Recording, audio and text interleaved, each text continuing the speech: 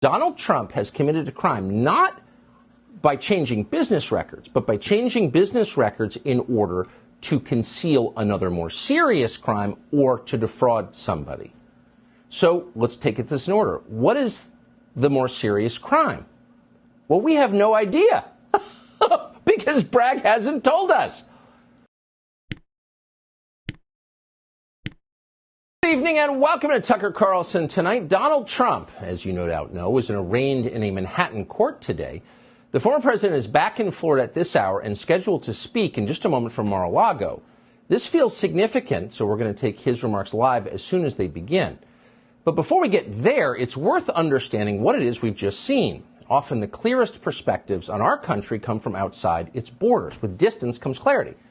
So with that in mind, here is Salvadoran President Nayib Bukele on Twitter today. Quote, "Think what you want about former President Trump and the reasons he's being indicted," Bukele wrote. "But just imagine if this happened in any other country where a government arrested the main opposition candidate. The United States' ability to use, quote, democracy as foreign policy is gone." Thousands of miles from New York City, in the heart of Central America, it is very obvious what just happened at that Manhattan courthouse. It's obvious to many Democrats, too. Trump was criminally charged because he is planning to challenge Joe Biden in the upcoming presidential election. It's really that simple. If Donald Trump had retired in 2020, would he have been arraigned today? Of course not. Top Democrats know that. Some effectively admit it. The liberal blog Politico this morning ran a piece describing what it called President Joe Biden's most senior advisors, predicting that Trump will be the Republican nominee, and because he has now been charged with crimes, he will lose the general election.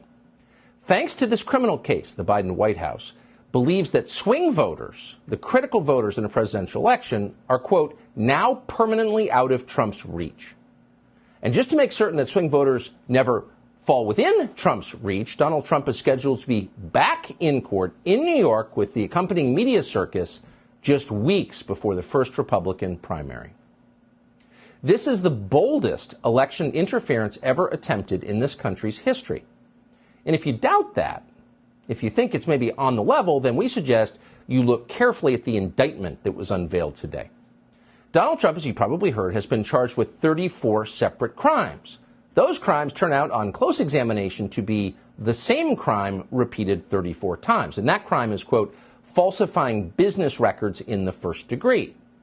So the Manhattan DA alleges that Donald Trump sent his own money to various people for various entirely legal reasons, but didn't account for it correctly in his office records. That's what he's accused of. And even if what Alvin Bragg has said Trump did, he actually did do, Trump could not be charged with that because the statute of limitations has expired. So the question is, how did Alvin Bragg drag Donald Trump into court today? Well, he did it by claiming that Trump falsified business records as a means of violating some other, much more serious law. That's what he's saying. Here's Alvin Bragg today. Under New York state law, it is a felony to falsify business records with intent to defraud and an intent to conceal another crime. That is exactly what this case is about. 34 false statements made to cover up other crimes. These are felony crimes in New York State, no matter who you are. We cannot and will not normalize serious criminal conduct. The defendant repeatedly made false statements on New York business records. He also caused others to make false statements.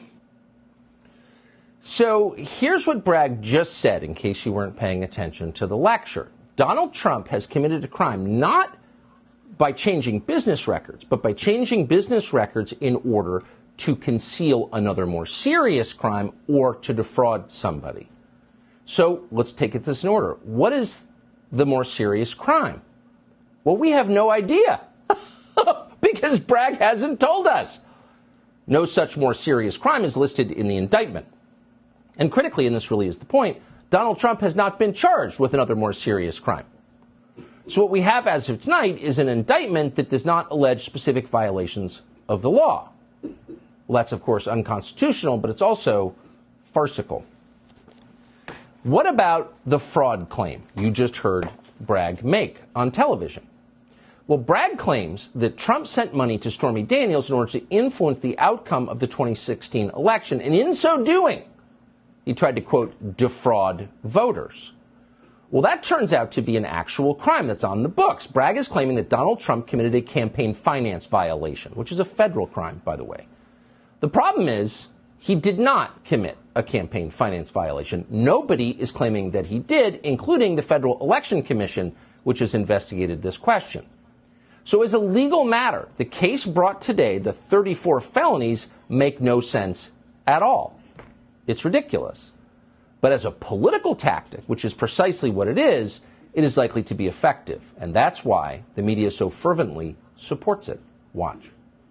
A kind of an alliance between different groups that have a history of being dispossessed and discriminated against, whether they are Jews or Black Americans or LGBT folks, that might come together to push back against the white Christian nationalist assault on American democracy. Well, you don't know what part this man might play in the future of our democracy. This campaign of disinformation that's continuously undermining our democracy. One day people will look back and say, how we've handled this issue of Trump, how it affects our democracy, really could be a major event, could be a big turning point, one way or the other. The federal prosecutors have said this is a crime that imperils our democracy.